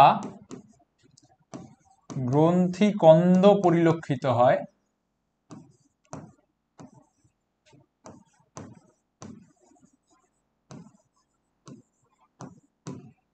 নেক্সট। সবার নয়, কিছু কিছু গাছের, কিছু কিছু গাছের ক্ষেত্রে কি হয়েছে, এই যে পাতাগুলো, সেই পাতাগুলো কাছাকাছি চলে এসছে এবং সেই পাতাগুলো কাছাকাছি এসে একটা কোণ সৃষ্টি করেছে। মানে সাধারণত পাতাগুলো এরকম ছড়িয়ে থাকে, এরকম ছড়িয়ে থাকে, কিন্তু কিছু ক্ষেত্রে কি হয়, দুদিক থেকে পাতাগুলো এরকম কাছাকাছি এসছে, এরকম কাছাকাছি এসছে, আস্তে আস্তে আস্তে আস্তে এরকম একটা কোণ গঠন করেছে। তো সেটা আমরা এবার লিখবো যে কোণের স্ট্রাকচারটা কিরকম। প্রথমে আমরা লিখব যে এই যে পাতাগুলো, সেই পাতাগুলোর মধ্যে দেখো সোরাই দেখা যাচ্ছে। সোরাই জিনিসটা কি? এই যে সোরাই জিনিসটা হচ্ছে এই স্ট্রাকচারগুলো, এই স্ট্রাকচারগুলো, এইগুলো, এগুলোকে আমরা বলি স্পোরাঞ্জিয়াম বা রেণুস্থলী। কি বলি আমরা? রেণুস্থলী। এই যে প্রত্যেকটা পাতায় দেখা যাচ্ছে, এইগুলো হচ্ছে রেণুস্থলী। রেণুস্থলীর মধ্যে কি আছে? রেণুস্থলীর মধ্যে রেণু আছে। এবার একটা পাতার মধ্যে অনেকগুলি রেণুস্থলী বা স্পোরাঞ্জিয়াম যদি একসাথে চলে আসে, সেটাকে আমরা কি বলি? সোরাই বা সোরাস। তাহলে সেটা আমি এবার লিখব যে পাতায় রেণুস্থলী বর্তমান,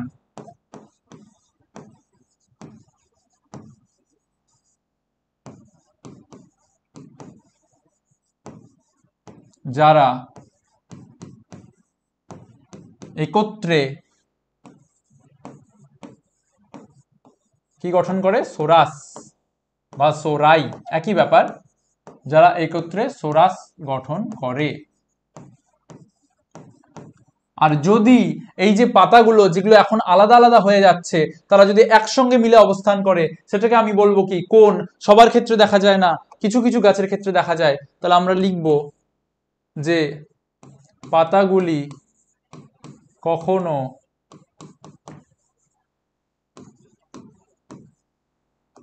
কখনো কখনো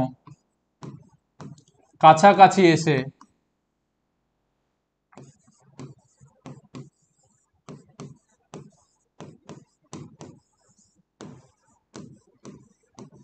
কি গঠন করে? কোন গঠন করে। কোন গঠন করে। ঠিক আছে, বোঝা গেল কোন গঠন করে। এবার দেখো যে আমি বলেছি যে সবাই কোন গঠন করে না, তাহলে কে কে কোন গঠন করে?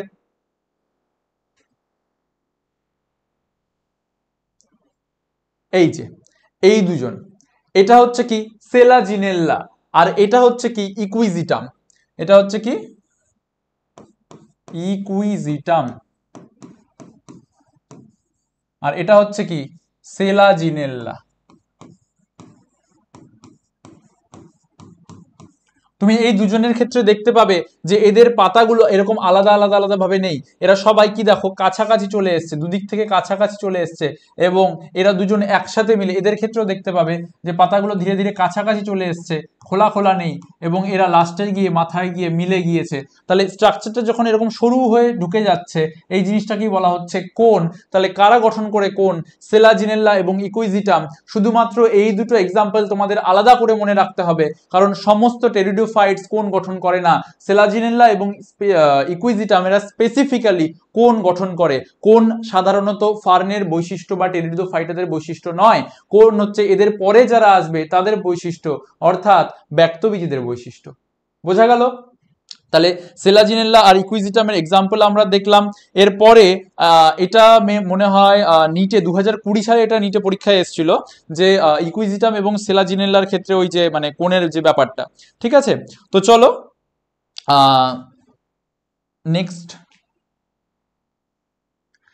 হচ্ছে সাম ইম্পর্টেন্ট ইউসেজ, মানে এদের কি কি ক্ষেত্রে আমরা ব্যবহার করতে পারি।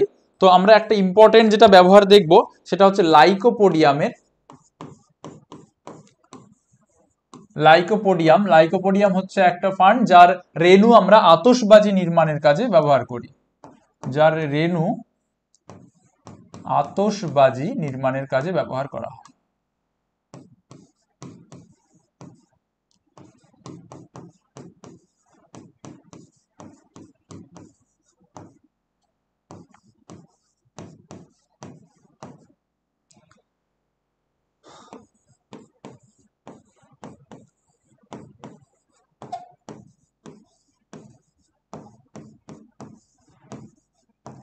আচ্ছা, আরেকটা ইম্পর্টেন্ট এক্সাম্পল হচ্ছে স্ফেনপসিডা।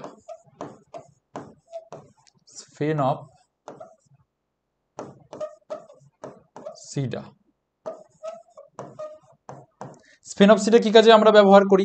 কাঠ পালিশের কাজে।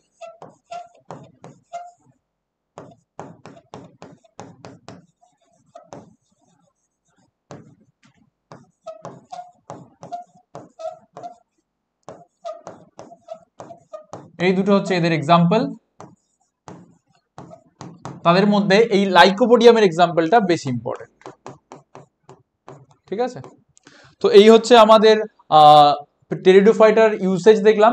আর এদের জীবনচক্র সেম টু সেম ব্রায়োফাইটা বা মসদের মতোই, শুধুমাত্র এদের মধ্যে একটা আলাদা জিনিস হচ্ছে যে এদের সিড হ্যাবিট চলে এসছে। মানে ব্রায়োফাইটার ক্ষেত্রে আমরা যেমন দেখছিলাম যে কি হচ্ছিল, পুংরেণুগুলো স্ত্রীরেণুর কাছে চলে আসছিল এবং ফার্টিলাইজেশন হয়ে যাচ্ছিল, এদের ক্ষেত্রেও সেম জিনিসটা হয়। তবে এই জিনিসটা এরা একটা আবরণের মধ্যে করার চেষ্টা করে। মানে সাপোজ তোমাদেরকে বলছি, আমাদের ডিটেলস লাগবে না এই মুহূর্তে। এটা ধরো পুংরেণু আর এটা ধরো স্ত্রী রেণু। ঠিক আছে, এটা ধরো মেল আর এটা ধরো ফিমেল। এবার ফার্টিলাইজেশন হবে টেরিডোফাইটের ক্ষেত্রে, কিন্তু এইটা ধরো একটা ফিমেল রেণুটা এর মধ্যে আছে, মেল রেণুটা এরকম করে আসলো, এবং এরা একটা এরকম ঢাকনার মধ্যে ঢেকে ফার্টিলাইজেশনটা করার চেষ্টা করে। যেরকম আমরা বীজের মধ্যে মানে কি বলবো, মেল আর ফিমেল এই দুটো রেণু যখন একত্রিত হয়, যখন জাইগোট তৈরি হয়, তখন উন্নত উদ্ভিদের ক্ষেত্রে কি হয়, সেই জাইগোটটা একটা বীজের মধ্যে ঢাকা থাকে। ঠিক আছে, কিন্তু টেরিডোফাইটের ক্ষেত্রে সম্পূর্ণভাবে সেটা মানে হয় না, কিন্তু এরা চেষ্টা করছে যাতে করে এই যে ফার্টিলাইজেশন প্রসেসটা হচ্ছে, যে জাইগোটটা তৈরি হচ্ছে, ওটা যাতে এরা একটা ঘেরা জায়গার মধ্যে রাখতে পারে। এই জিনিসটাকে বলা হয় কি সিড হ্যাবিট। এটাকে বলা হয় হচ্ছে কি সিড হ্যাবিট। মানে এরা চেষ্টা করছে যে ফার্টিলাইজেশন প্রসেসের পরে জাইগোট তৈরি হচ্ছে সেটাকে একটা ঘেরা জায়গার মধ্যে রাখতে, কিন্তু সফল হচ্ছে না পুরোপুরি ভাবে। এদের পরে যারা এসেছে তারা কিন্তু সফল হয়ে গিয়েছে। ওকে, তো চলো, এটা হচ্ছে আমাদের বেসিক থিং, এটাকে আমরা মুছে দিই, আমাদের খুব একটা লাগবে না। নেক্সট আমরা যে টপিকটা পড়বো সেটা হচ্ছে জিমনোস্পার্ম। জিমনোস্পার্ম বলতে কাদের বোঝাই আমরা? ব্যক্তবীজীদের বোঝাই। ওকে, জিমনোস্পার্ম বলতে আমরা সাধারণত ব্যক্তবীজীদেরকে বোঝাই। আচ্ছা, তাহলে এদের ক্ষেত্রে আমরা দেখব প্রধান যে ক্যারেক্টারিস্টিক্স জিমনোস্পার্ম, যেটাকে আমরা বলি ব্যক্তবীজী, মানে হচ্ছে কি বীজ, মানে এদের ক্ষেত্রে বীজ চলে এসছে কিন্তু বীজের বাইরে ফলের আবরণ গঠিত হয়নি। তাহলে বীজ ফল দ্বারা আবৃত নয়, তাই জন্য এদেরকে বলা হচ্ছে কি ব্যক্তবীজী। নেক্সট, এদের একটা ইম্পর্টেন্ট এক্সাম্পল হচ্ছে যে জায়েন্ট রেডউড ট্রি বলে একটা ট্রি আছে, যেটার নাম হচ্ছে সিকুয়া জায়েন্ট রেডউড ট্রি। সেটা হচ্ছে সব থেকে বড় গাছ, যেটা এই জিমনোস্পার্মের মধ্যে পড়ে। তো পরীক্ষায় প্রশ্ন আসতে পারে যে পৃথিবীতে সব থেকে লম্বা যে গাছ আছে সিকুয়া, সেটা কাদের এক্সাম্পল? জিমনোস্পার্ম না অ্যাঞ্জিওস্পার্ম না শৈবাল না ছত্রাক? তো আমরা লিখবো হচ্ছে জিমনোস্পার্ম। তো লিখে দিচ্ছি জায়েন্ট রেডউড ট্রি, যেটা সব থেকে লম্বা গাছ, জায়েন্ট রেডউড ট্রি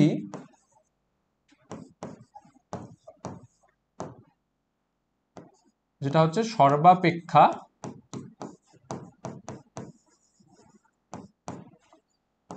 লম্বা গাছ। কার মধ্যে পড়ছে? মিথজীবী সম্পর্কে আবদ্ধ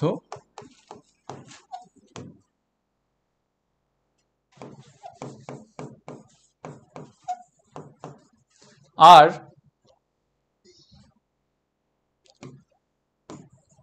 কোরালয়েডস রুটস এর সাহায্যে ওরা এই জিনিসটা করে। আর পাইনাস ছত্রাকের সাথে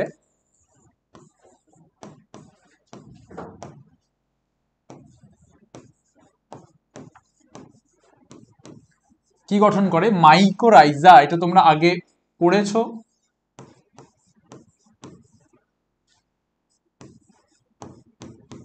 মাইকোরাইজা গঠন করে। তাহলে দুটো জিনিস দেখলাম, দুটো মিথজীবী সম্পর্ক দেখলাম, দুটোই খুব ইম্পর্টেন্ট। একটা হচ্ছে সাইকাস, যেটা কার সাথে? সা তার সঙ্গে সি, সাইকাস সায়ানোব্যাকটেরিয়া। আর একটা দেখলাম হচ্ছে পাইনাস, যেটা কার সঙ্গে? মিথজীবী সম্পর্কে আবদ্ধ, মাইকোরাইজা। এটা আমরা আগে পড়েছি, একটোমাইকোরাইজা পড়েছি, আমরা এন্ডোমাইকোরাইজা পড়েছি। আগের দিন আমরা ছত্রাকের ক্লাসে এই জিনিসগুলো পড়েছি, সেটা এখানেও আমরা দেখে নিলাম। এরপর এদেরও যদি আমরা গাছের পাতার স্ট্রাকচারটা এর পরে আছে মেবি। তো এই দেখো যে এইটা হচ্ছে সায়ানোব্যাকটেরিয়া। সেই সায়ানোব্যাকটেরিয়ার মধ্যে তোমরা পড়েছিলে যে হেটারোসিস্ট বলে একটা জিনিস থাকে, যার সাহায্যে এরা নাইট্রোজেন ফিক্সিং করে। তো এই যে সায়ানোব্যাকটেরিয়া, যার মধ্যে হেটারোসিস্ট স্ট্রাকচারটা দেখা যাচ্ছে, তারা কি করছে দেখো, এই যে মূলের মধ্যে, যেটাকে আমরা কোরালয়েড রুটস বলছি, সেখানে চলে এসছে এবং সেখানে এসে এরা কি তৈরি করছে? মিথজীবী সম্পর্ক গঠন করছে। এই যে এরা হচ্ছে হেটারোসিস্ট যুক্ত সায়ানোব্যাকটেরিয়া, আর এটা হচ্ছে আমাদের মূল। কার মূল? এটা হচ্ছে সাইকাসের মূল, যার মধ্যে এরা চলে এসছে, এসে নাইট্রোজেন সংবন্ধন করছে, গাছকে হেল্প করছে নাইট্রোজেন যোগান দিতে। তার পরিবর্তে গাছ এদেরকে কি করছে? খাবার দিচ্ছে। এটা আমরা একটু আগেই পড়লাম। হ্যাঁ, এইটার কথা বলছিলাম। একটু আগে আমরা ডিসকাস করছিলাম যে ইন কেস অফ টেরিডোফাইটা বা ফার্ন, আমরা কিছু ফার্ন যেরকম ইকুইজিটাম আর সেলাজিনেল্লা, এদের ক্ষেত্রে দেখতে পাচ্ছিলাম যে পাতাগুলো কাছাকাছি চলে আসছিল এবং কোন তৈরি করছিল। কিন্তু তখন বলা হচ্ছিল যে এই যে কোন, এটা সমস্ত ফার্নের বৈশিষ্ট্য নয়, কিছু কিছু ফার্নের বৈশিষ্ট্য। তবে এই যে জিমনোস্পার্ম বা ব্যক্তবীজী উদ্ভিদ, এদের ক্ষেত্রে সমস্ত ব্যক্তবীজী বা জিমনোস্পার্মের ক্ষেত্রে এই কোন দেখা যায়। দেখো, এটা একটা ফিমেল কোন দেখতে পাচ্ছি আমরা এখানে, এটা হচ্ছে অরিজিনাল স্ট্রাকচার, আর এটা হচ্ছে আমরা যখন কেটেছি সেটার স্ট্রাকচার, ফিমেল কোন। আর এটা হচ্ছে একটা পুরুষ কোন, এই পুরুষ কোণের এটা হচ্ছে অরিজিনাল স্ট্রাকচার, আর এটা হচ্ছে কাটার পর স্ট্রাকচার। তো তুমি এখানে দেখো যে কোনগুলো কোনগুলো হচ্ছে কি দেখো, এই যে এগুলো হচ্ছে কি পাতা, এই পাতাগুলো দেখো এমন ভাবে কাছে কাছে এসছে, এমন ভাবে কাছে কাছে এসছে, আস্তে আস্তে আস্তে আস্তে এরা জিনিসটাকে ঘিরে ফেলেছে এবং এরকম একটা স্ট্রাকচার তৈরি করছে, এটাকেই বলা হচ্ছে কোন। আর এই যে প্রত্যেকটা প্রত্যেকটা পাতার মধ্যে এইখানে দেখো স্পোরাঞ্জিয়াম আছে। স্পোরাঞ্জিয়াম মানে আমরা কি বলছিলাম, রেণুস্থলী আছে, এবং রেণুস্থলীর মধ্যে আমরা কি বলছিলাম, রেণু আছে। তাহলে এই যে ভেতরে এই জিনিসগুলো দেখছো, এগুলো হচ্ছে প্রত্যেকটা এক একটা রেণুস্থলী। এই যে পুরো dot dot dot dot dot dot অনেক লাইনস আছে, এগুলোর ভেতরেই কি আছে, রেণু আছে। তো দেখো এই যে অনেকগুলো ছোট ছোট ছোট ছোট ছোট ছোট ডটস, এগুলো প্রত্যেকটা হচ্ছে রেণু। এই রেণুগুলো কার মধ্যে আছে, রেণুস্থলীর মধ্যে আছে। তাহলে এগুলো যদি রেণুস্থলী হয়, এই রেণুস্থলীর গুলির মধ্যে আমরা যদি এরকম ছোট ছোট ডট দেখতে পাই, এগুলো হচ্ছে প্রত্যেকটা এক একটা রেণু। তাহলে যদি প্রশ্ন করা হয় যে কোন মেইনলি কার বৈশিষ্ট্য, আমরা বলবো জিমনোস্পার্মদের বৈশিষ্ট্য। এই কোনগুলোর মধ্যে কি থাকে, আমরা বলবো রেণুস্থলী থাকে। রেণুস্থলীগুলোর মধ্যে কি থাকে, আমরা বলবো রেণু থাকে। আর আমরা যদি জিজ্ঞাসা করি যে ইন কেস অফ টেরিডোফাইটস বা ফান্ড কার কার ক্ষেত্রে কোন দেখা যায়, তাহলে আমরা কি বলবো, সেলাজিনেল্লা আর ইকুইজিটাম। এরপর ইকোনমিক্যাল ইম্পর্টেন্স সম্বন্ধে যদি আমি বলি, তাহলে দেখো এফিড্রিন আর ট্যাক্সোল এই দুটো আমাদের সব থেকে বেশি ইম্পর্টেন্ট জিমনোস্পার্মের এক্সাম্পল। এফিড্রিন থেকে কি পাওয়া যাচ্ছে, এফিড্রা গাছ থেকে এফিড্রিন পাওয়া যাচ্ছে। এফিড্রিন হচ্ছে একটা কেমিক্যাল। এবার অ্যাজমা, অ্যাজমা মানে হচ্ছে কি যে শ্বাসকষ্ট সম্পর্কিত একটা অসুখ, সেই অ্যাজমা রোগের প্রতিরোধের ক্ষেত্রে আমরা কি ব্যবহার করতে পারি, এফিড্রিন ব্যবহার করতে পারি। আর আমাদের দুরারোগ্য ওষুধ যেটা কি আমরা বলছি ক্যান্সার, সেই ক্যান্সার রোগের চিকিৎসায় আমরা কি ব্যবহার করছি, ট্যাক্সল। ট্যাক্সল হচ্ছে কেমিক্যালের নাম আর গাছের নাম হচ্ছে কি ট্যাক্সাস। তাহলে এই দুটো তোমরা শুধু পড়বে জিমনোস্পার্মের ব্যবহারের ক্ষেত্রে, তাহলে তোমাদের আর এর থেকে বেশি কিছু পড়তে হবে না। নেক্সট যে টপিকটায় আমরা আসছি, দ্যাট ইজ অ্যাঞ্জিওস্পার্মস। অ্যাঞ্জিওস্পার্মস মানে হচ্ছে কি গুপ্তবীজি। গুপ্তবীজি মানে হচ্ছে কি যার বীজটা ফলের মধ্যে গুপ্ত করে রাখা হয়েছে বা লুকিয়ে রাখা হয়েছে, তাদেরকে আমরা বলছি অ্যাঞ্জিওস্পার্ম বা গুপ্তবীজি। এবার গুপ্তবীজি আমরা একটু আগে বলছিলাম যখন আমরা ক্লাস স্টার্ট করেছিলাম যে দু ধরনের হয়, একটা হচ্ছে একবীজপত্রী আর একটা হচ্ছে দ্বিবীজপত্রী। তো এখানে আমরা প্রথমে দেখব যে একবীজপত্রী আর দ্বিবীজপত্রীর মধ্যে ডিফারেন্সটা কি কি স্ট্রাকচারাল, দেন আমরা ভেতরে গিয়ে দেখব যে একবীজপত্রী আর দ্বিবীজপত্রী বলতে অ্যাকচুয়ালি আমরা কি বুঝি। তো চলো দেখো একবীজপত্রী যেটা আমি বলছিলাম যে মনোকটাইলেডেন্স বা একবীজপত্রী, ডাইকটাইলেডেন্স বা দ্বিবীজপত্রী, এবং এদের ক্ষেত্রে একটা বলা হচ্ছে যে শস্য দেখা যায় যেটা 3N প্রকৃতির। এবার শস্য জিনিসটা কি সেটাও আমরা পরে বলবো। দেখো বাঁ দিকে আর ডান দিকে তোমরা দুটো ছবি দেখতে পাচ্ছ। বাঁ দিকে যেটা আছে সেটা হচ্ছে মনোকটাইলেডেন্স বা একবীজপত্রী, আর ডান দিকে যেটা আছে সেটা হচ্ছে ডাইকটাইলেডেন্স বা দ্বিবীজপত্রী। একবীজপত্রী, দ্বিবীজপত্রী।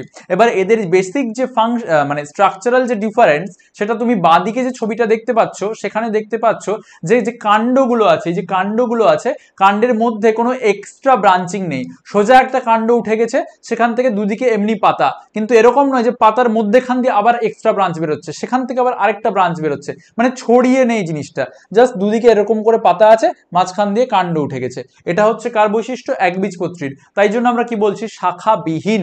কিন্তু সেম যখন তুমি দ্বিবীজপত্রীর ক্ষেত্রে দেখবে, দ্বিবীজপত্রীর ক্ষেত্রে দেখো এক্সট্রা এক্সট্রা ব্রাঞ্চিং বেরিয়েছে, এখান থেকে একটা পাতা এইদিকে বেরিয়েছে, সেখান থেকেই আবার আরেকটা পাতা উপরে বেরিয়ে গেছে, সেখান দিয়ে আবার একটা ডাল বেরিয়ে যাচ্ছে। এরকম যখন গাছের কাণ্ডের সাইড থেকে বিভিন্ন দিকে ডালপালা ছড়িয়ে যাচ্ছে, সেটাকে আমরা বলছি কি শাখান্বিত বা শাখাযুক্ত। এটা কার ক্ষেত্রে দেখা যাচ্ছে, দ্বিবীজপত্রী উদ্ভিদের ক্ষেত্রে দেখা যাচ্ছে। তাহলে কাণ্ড সম্পর্কিত বৈশিষ্ট্যের মধ্যে আমরা ডিফারেন্স পেলাম। নেক্সট যদি আমরা মূলের ক্ষেত্রে দেখি, তাহলে একবীজপত্রী উদ্ভিদের মূলটা তোমরা দেখতে পাবে যে একটা গুচ্ছকারে আছে, চারিদিক থেকে ছড়িয়ে নেই, এক জায়গায় এসে জমা হয়ে আছে, গুচ্ছাকারে আছে, যেটাকে আমরা কি বলছি, ফাইব্রাস রুট।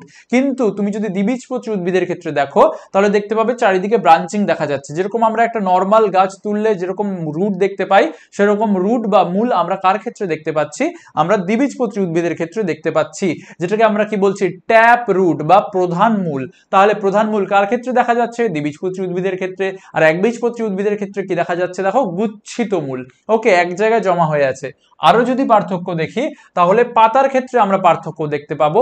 এই যে এই পাতাটা দেখো এরকম সমান চলে যাচ্ছে, কিন্তু এইখানে যে পাতাটা আছে সেটা দেখো চারিদিকে কিরকম জালকের আকারে ছড়িয়ে আছে। তো এই পাতার পৃষ্ঠটা যদি আমি দেখি তাহলে দেখতে পাবো যে পাতার লাইনগুলো, পাতার উপর দিয়ে যে রেখাগুলো গিয়েছে সেগুলো পরস্পর একে অপরের সমান্তরাল।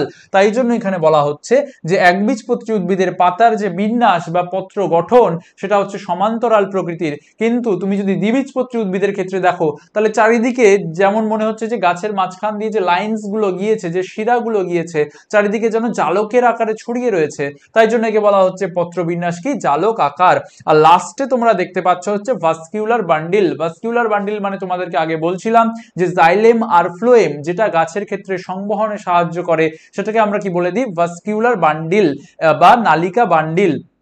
তো নালিকা বান্ডিল বা জাইলেম ফ্লোয়েমের ক্ষেত্রে দেখো যে এইখানে বা একবীজপত্রী উদ্ভিদের ক্ষেত্রে নালিকা বান্ডিলগুলো চারিদিকে একদম ছড়িয়ে ছিটিয়ে রয়েছে, কিন্তু এর ক্ষেত্রে দেখো নালিকা বান্ডিল সুন্দর একটা রিংয়ের মধ্যে আবদ্ধ রয়েছে। তাই জন্যই একবীজপত্রী উদ্ভিদের ক্ষেত্রে যখন আমরা নালিকা বান্ডিলের কথা বলি তখন আমরা বলি যে এটা হচ্ছে ছড়ানো বা স্ক্যাটার্ড, কিন্তু সেই জায়গায় আমরা যদি দ্বিবীজপত্রী উদ্ভিদ সম্বন্ধে বলি তাহলে আমরা কি বলবো, ক্লোজড, সুন্দরভাবে সজ্জিত রয়েছে, বদ্ধ বা ক্লোজড বা সুসজ্জিত। এটাই হচ্ছে স্ট্রাকচারাল ডিফারেন্স বিটুইন একবীজপত্রী এবং দ্বিবীজপত্রী উদ্ভিদ। এরপর একটা খুব ইন্টারেস্টিং জিনিস তোমাদের দেখাই, সেটা হচ্ছে যে জাইগোট। জাইগোট কি, দেখো এই যে এখানে যে ছোট্ট জিনিসটা আঁকা হয়েছে এটা হচ্ছে কি স্ত্রী, কি বলবো, এটা হচ্ছে গর্ভাশয়, ঠিক আছে। আর এখান থেকে ধরো একটা, এটা মনে করো একটা পুংরেণু, সেই পুংরেণুটা গর্ভাশয়ের মধ্যে ঢুকেছে এবং এখানে একটা প্রথম দিকে স্ত্রী রেণু ছিল, সেই স্ত্রী রেণুটা আর এই পুংরেণুটা দুটো একসঙ্গে যুক্ত হয়ে গিয়েছে এবং যুক্ত হয়ে ইন ফিউচার গিয়ে এরা কি তৈরি করেছে, এই মাঝখানে যে গোলটা এঁকেছে সেটা, মানে এরা দেখা গেল ইন ফিউচার গিয়ে একটা বেবি তৈরি করেছে। এই যে এই জিনিসটা এটা হচ্ছে বেবি, ধরে নাও এটা বেবি। তো আমি আরেকবার আঁকি, এই গর্ভাশয়ের মধ্যে ধরো এটা গাছের বেবি বা ভ্রূণ, এমব্রায়ো বা জাইগোট যেটাকে আমি লিখেছি। তো এই ভ্রূণ বা বেবিটা এবার বৃদ্ধি পাবে খাবার খেয়ে, তাই না? তো সেই জাইগোট বা বেবিটাকেই আমি বড় করে এঁকেছি, যেটা গাছের মানে এটা হচ্ছে ভ্রূণস্থলী, ভ্রূণস্থলীর ভেতরে এই ভ্রূণটা আছে সেটাকেই আমি বড় করে এঁকেছি। এবার দেখো যে এই জাইগোট বা ভ্রূণটা এবার বিভাজিত হচ্ছে, বিভাজিত হতে হতে একটা কোষ থেকে দুটো কোষ, দুটো কোষ থেকে চারটা কোষ তৈরি করেছে। কিন্তু যখন চারটা কোষ তৈরি করে ফেললো, উপরের দিকের কোষগুলো আলাদাভাবে আবার বিভাজিত হওয়া শুরু করলো এবং নিচের দিকের কোষগুলো আলাদাভাবে বিভাজিত হওয়া শুরু করলো। তো নিচের দিকে যে কোষ আছে, আমি যদি এটাকে ইয়েলো দিয়ে দেখাই, তো দেখো নিচের দিকে যে কোষ আছে তারা লম্বালম্বি ভাবে নিচে বিভাজিত হওয়া শুরু হলো, আর উপরের দিকের কোষগুলো সাইডের দিকে বিভাজিত হওয়া শুরু করলো। এরকম ভাবে উপরের কোষগুলো বিভাজিত হতে হতে হতে হতে একটা বিরাট পৃথিবীর মতো গ্লোবের মতো আকৃতির সৃষ্টি করলো। এটাকে আমরা বলি গ্লোবোসা এমব্রায়োসা, তোমাদের এই ক্লাসে নেই, ক্লাস 12-এ আছে। আর নিচের দিকে যে সেলগুলো তারা একটা লম্বা জিনিস তৈরি করলো, এটা হচ্ছে সাসপেন্সার কোষ নামে পরিচিত। এটা গাছের পুষ্টি শোষণের জন্য ব্যবহার করা হয়। তো যাই হোক, এই স্ট্রাকচারটা বৃদ্ধি পেতে পেতে পেতে পেতে দেখো এই যে বলের মতো স্ট্রাকচারটা ছিল সেটা একটা হার্টের মতো স্ট্রাকচার হয়ে গিয়েছে। এবং ইন ফিউচার যখন আমরা একটা পাতলা জিনিসের উপরে দাঁড়িয়ে থাকবো আর মাথার উপরে বড় বোঝা হয়ে যাবে, সেই বোঝা আমরা নিতে পারবো না, আমরা ডান দিক বাঁ দিক করে এরকম করে হেলবো, তাই না? তো এটাও দেখো বোঝাটা বেশি বড় হয়ে গিয়েছে, তো একদিকে হেলে গিয়েছে। হেলে যাওয়ার পর এইবারে আমরা একবীজপত্রী আর দ্বিবীজপত্রীর ডিফারেন্স বুঝতে পারবো। এই যে মাঝখানে একটা বাইফার্কেশন তৈরি হয়েছিল, একটা খাঁজ তৈরি হয়েছিল, সেই খাঁজটা যদি দুটো তৈরি হয় যেরকম এখানে আমি দেখতে পাচ্ছি, সেটাকে আমরা বলছি দ্বিবীজপত্রী। দেখো এখানে খাঁজ তৈরি হয়েছিল, সেই কাঁচটা ভারের কারণে হেলে গিয়েছে একদিকে, তারপরে একদম হেলে উল্টে গিয়েছে। এরকম যদি দুটো খাঁজ থাকে তাহলে আমরা বলবো দ্বিবীজপত্রী, আর যদি একটা খাঁজ থাকে তাহলে আমরা বলবো একবীজপত্রী। এখানে আমরা দুটো খাঁজ দেখতে পাচ্ছি, সেগুলোকে আমরা বীজপত্র বলছি, আর এই পুরো জিনিসটাকে আমরা বলছি দ্বিবীজপত্রী। আর এই যে লম্বা ডান্ডাটা তৈরি হয়েছিল, সেই ডান্ডাটার নিচের দিকটা থেকে ইন ফিউচারে রুট বা মূল তৈরি হবে, আর যে উপরের অংশটা সেখান থেকে শুট তৈরি হবে বা কাণ্ড তৈরি হবে। তাহলে আশা করি জাইগোট থেকে বৃদ্ধির মাধ্যমে এই যে একটা স্ট্রাকচার তৈরি হলো, সেখানে বীজপত্রের ভিত্তিতে আমরা একবীজপত্রী আর দ্বিবীজপত্রীর গঠনের কিভাবে ডিফারেন্স করছি সেটা তোমরা বুঝতে পারলে। এরপরে আমরা এই অর্গানিজমের যে ক্লাসিফিকেশন সেই সিরিজটা এই লেকচারটা দিয়েই শেষ। এরপরে আমরা বায়োমলিকিউলস এর এমসিকিউ করব, আর আশা করি তোমরা পরীক্ষাগুলো দিচ্ছ। যদি কোনো ধরনের অসুবিধা হয় তোমরা অবশ্যই কমেন্ট সেকশনে জানাবে। আজকের লেকচারে কোনো কিছু বুঝতে অসুবিধা হলে সেটাও কমেন্ট সেকশনে জানাবে। দেখা হচ্ছে নেক্সট ভিডিওতে। Thank you.